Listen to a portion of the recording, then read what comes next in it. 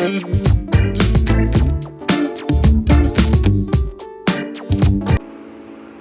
جہانوں کے لیے رسول رحمت ہے۔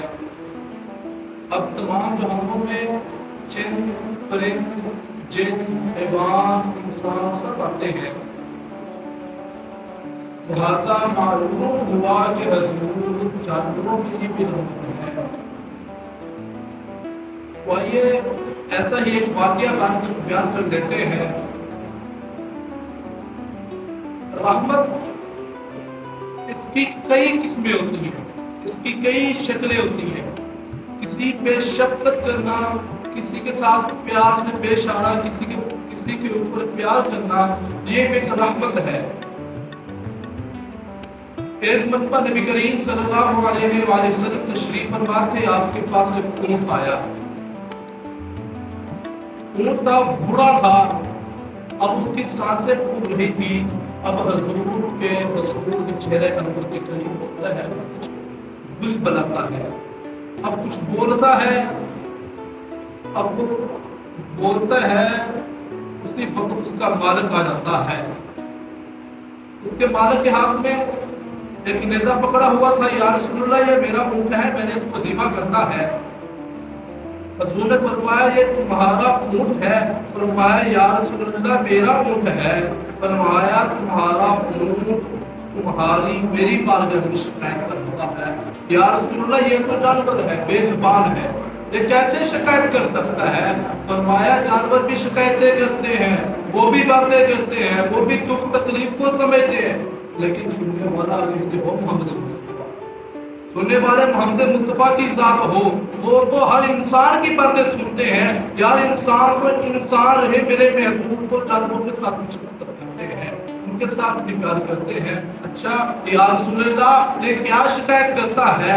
میرے رسول فرماتے ہیں وہ آیا ہے، مجھے آ کر کہتا ہے یا رسول اللہ جب میں جوان تھا نا، میں اپنے مالک کے ہر کام کرتا تھا، میں اپنے مالک کے سفر میں کام آتا تھا، اب میرا مالک مجھ پہ کچھ سامان لا دیتا، مجھے منڈی میں لے جاتا، میں اپنے مالک کے سامان کو ایک جگہ سے دوسری جگہ پہ منتقل کرتا، اپنے مالک کا ہر کام کرتا، لیکن یا رسول اللہ بوڑھا ہو چکا ہوں، اب وہ طاقت نہیں رہی، یا رسول اللہ بے چار لاچار ہو چکا ہوں، بے سہارا ہو چکا ہوں۔ یا رسول اللہ آج میرے مالک کے گھر میں مہمان آئے ہیں، اور مہمانوں نے کچھ کھانا تھا، کھانے کے لیے کچھ نہیں تھا۔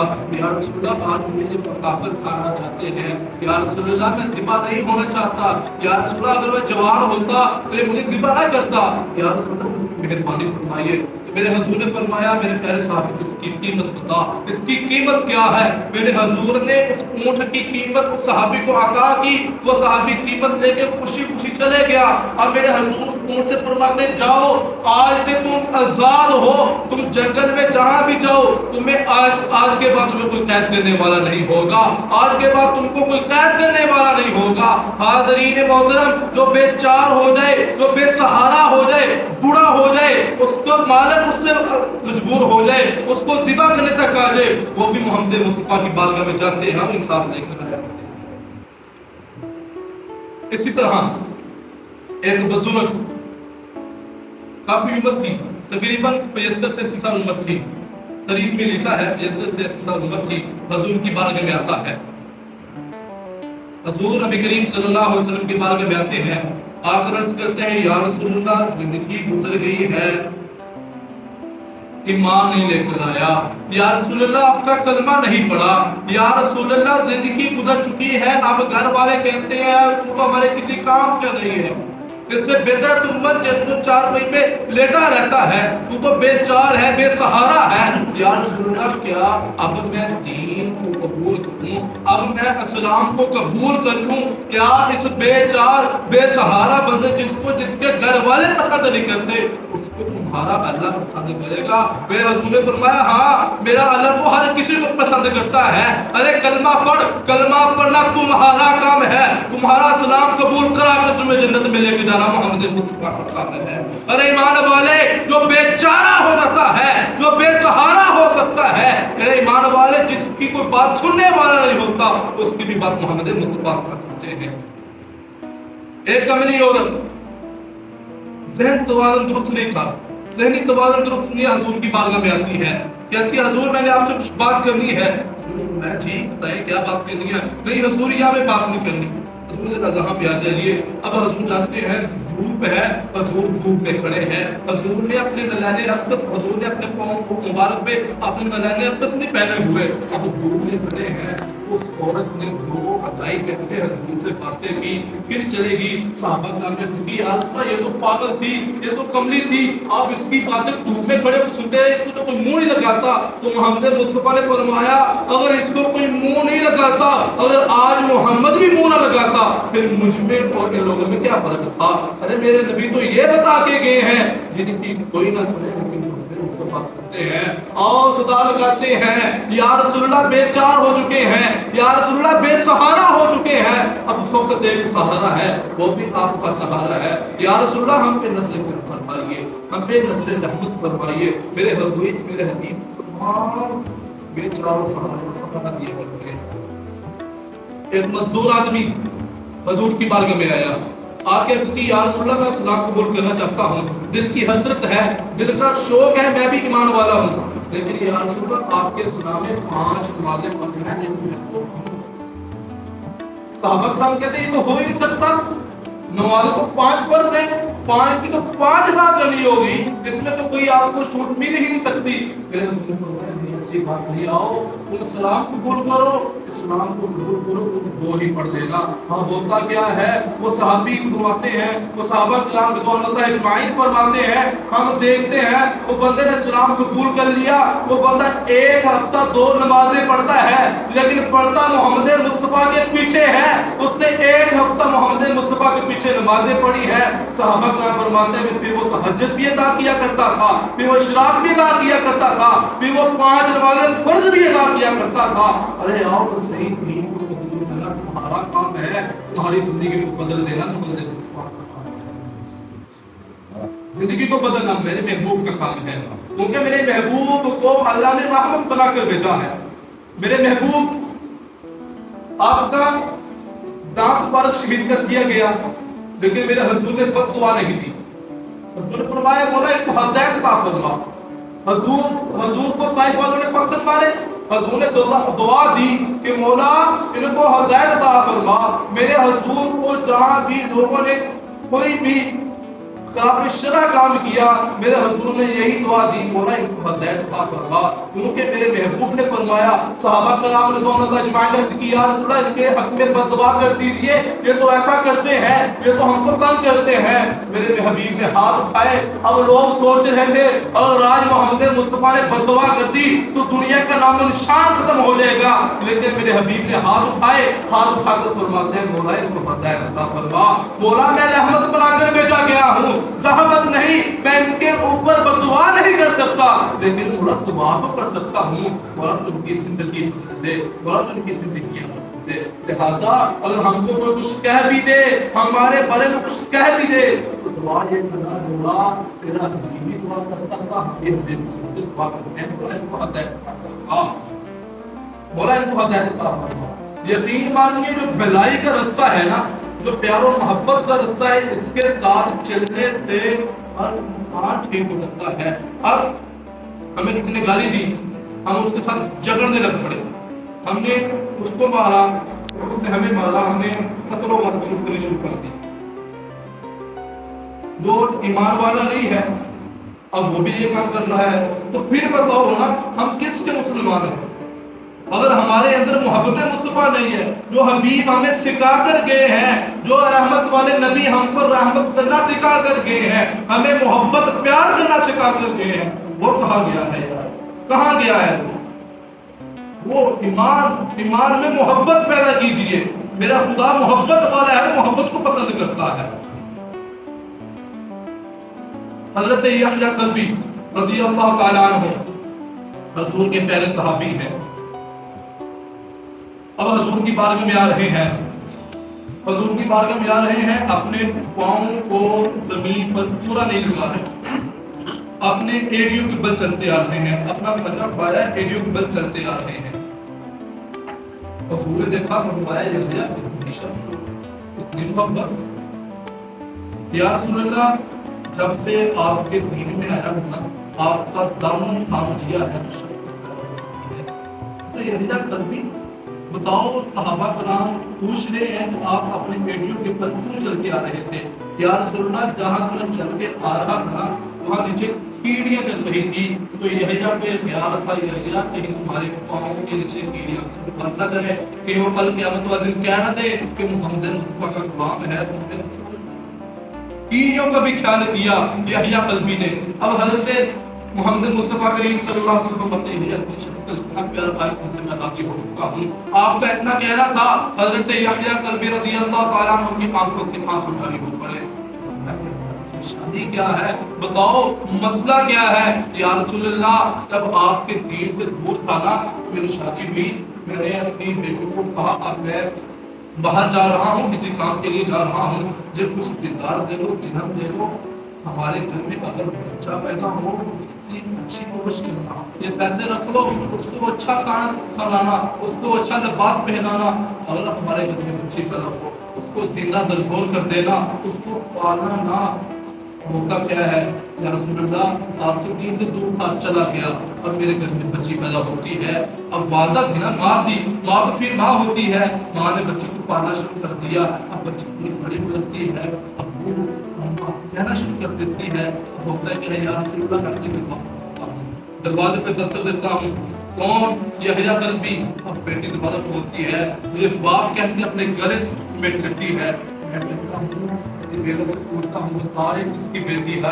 اب میری بیگم کو یہ خیال تھا کہ اگر یحییٰ کو پتہ چل گیا نا یہ ہماری بیٹی ہے وہ اس کو قتل کر دے گا۔ میری بیگم نے مجھے کہا یہ 7 سالوں کی بیٹی ہے، ہمارے گھر میں آتی ہے، میرے ساتھ کھیلتی ہے پھر چلی جاتی ہے۔ اب چند دن ایسا ہی ہوتا رہا، وہ ہمسایوں کے گھر رہنا شروع کر دیا۔ یا رسول اللہ بیٹی میری تھی لیکن رہتی ہمسایوں کے گھر تھی، میرے ڈر کی وجہ سے ہمسایوں کے گھر میں رہنا شروع کر دیا۔ یا رسول اللہ ایک دفعہ میرے ساتھ بیٹھی تھی تو میں نے اپنے ہاتھوں سے نا اسے کھانا کھلانا شروع کر دیا۔ اب میری بیگم نے دیکھا لگتا ہے یحییٰ کو بیٹی سے پیار ہو چکا ہے، کہتی ہے یحییٰ یہ کسی اور کی بیٹی نہیں تمہاری بیٹی ہے۔ یا رسول اللہ جو دوبارہ میں اس کے منہ میں ڈالنے والا تھا وہ میں نے وہیں پہ پھینک دیا۔ اب بیٹی کو پکڑتا ہوں، ضمیر کو کھودنے والے ہزار اٹھاتا ہوں، جنگل کی طرف چل پڑتا ہوں۔ اب جنگل میں جاتا ہوں، یا رسول اللہ جنگل میں جا کر خدائی کرتا ہوں۔ میری بیٹی کہتی ہے ابا جان جو آپ گھوڑا نکال رہے ہیں کس کے لیے نکال رہے ہیں؟ میں بیٹی تمہارے لیے نکال رہا ہوں، تم کو اس میں بہت کرنا ہے۔ تو پھر کیا ہوا؟ یا رسول اللہ میری بیٹی نے اپنے دوپٹے سے میرا پسینہ صاف کیا، کہا ابا جان آپ کے ماتھے پہ آپ کی پریشانی پہ پسینہ آ رہا ہے، لاؤ میں صاف کر دوں۔ فرمایا یحییٰ تمہیں ترس نہیں آیا؟ یا رسول اللہ آپ کے دامن سے دور تھا، ترس تو آتا جب آپ کے دامن سے وابستہ ہو چکا۔ یا رسول اللہ پہلے چاہل تھا، یا رسول اللہ جو ترس والے دل والے میرا دل بند ہو چکا تھا، دل کالا ہو چکا تھا۔ یا رسول اللہ میں اپنے دل کو پتھر نہیں کہہ سکتا، یا رسول اللہ پتھر بھی رو پڑتے ہیں، پتھر بھی موم ہو جاتے ہیں، لیکن میرا دل موم نہیں ہوا۔ پھر کیا ہوا؟ یا رسول اللہ میں نے اپنی بیٹی کو بتا دیا، وہ کہتی رہی ابا میں مرنا نہیں چاہتی۔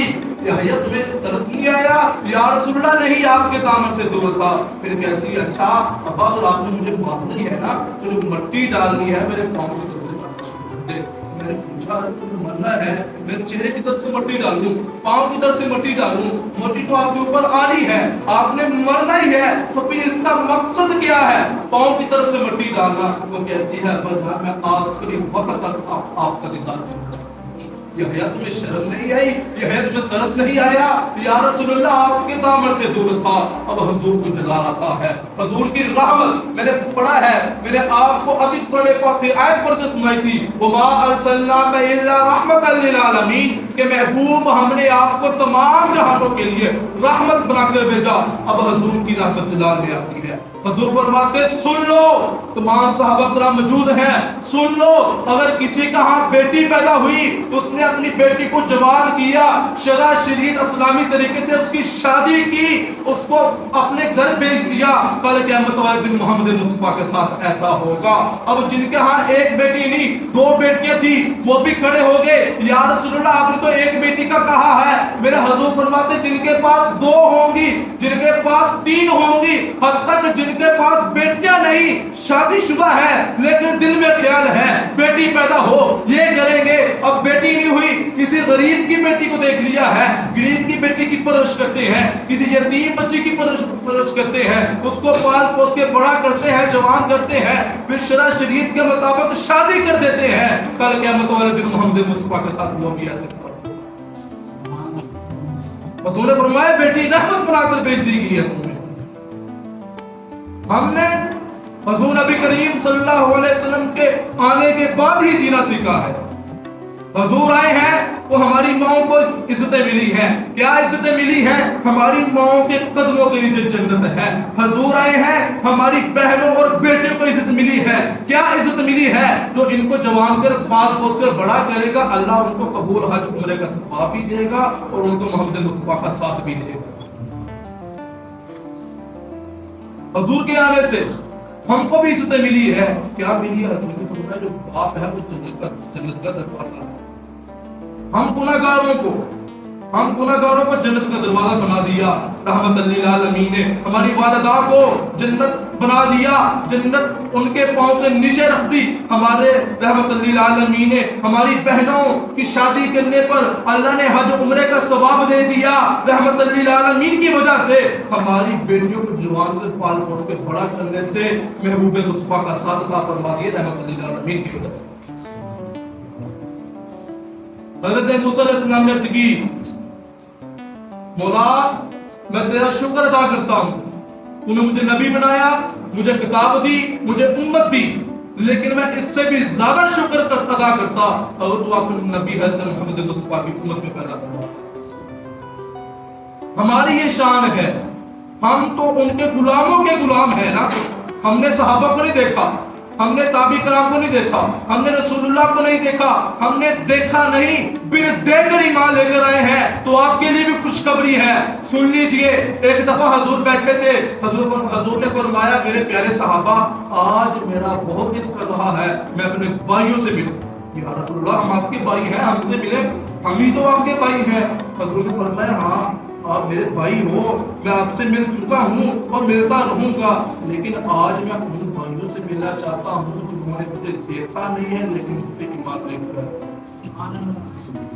حضور نے فرمایا میں اپنے بھائیوں سے ملنا چاہتا ہوں، ان بھائیوں سے ملنا چاہتا ہوں جنہوں نے مجھے دیکھا نہیں، بن دیکھے ایمان لے کر آئے ہیں۔ ارے قربان جائیے رسول اللہ کی محبت پہ، ہم تو صرف کلمہ پڑھتے ہیں، ہم تو صرف ان کا نام لیتے ہیں، ہمارے بے وفا ہونے پر وہ اتنا نوازتے ہیں، اگر ہم با وفا ہوتے تو کیا کیا، ہمارے بے وفا ہونے پر وہ اتنا نوازتے ہیں۔ بن دیکھے ہم نے اسلام قبول کیا محبوب خدا کی وجہ سے۔ اب جب یہ آیت بن کر نازل ہوئی نا وما ارسلناک الا رحمۃ للعالمین، شیطان حضور کی بارگاہ میں آ گیا، فرمایا حضور آپ کا اللہ سچ فرماتا ہے؟ فرمایا میرا اللہ جو بھی فرماتا ہے حق اور سچ فرماتا ہے۔ یا رسول اللہ تو پھر آپ کے خدا نے فرمایا ہے کہ آپ کو رحمت بنا کر بھیجا ہے؟ جی مجھے رحمت بنا کر بھیجا ہے۔ یا رسول اللہ آپ کو تمام جہانوں کے لیے رحمت بنا کر بھیجا ہے؟ جی مجھے تمام جہانوں کے لیے رحمت بنا کر بھیجا ہے۔ اب آگے کون ہے؟ شیطان ہے۔ شیطان کہتا ہے یا رسول اللہ میں بھی تمام جہانوں میں ہوں، میں بھی تمام جہانوں میں ہوں، تو آپ میرے لیے کیا رحمت بن کر آئے ہیں؟ مجھے کیا دیں گے؟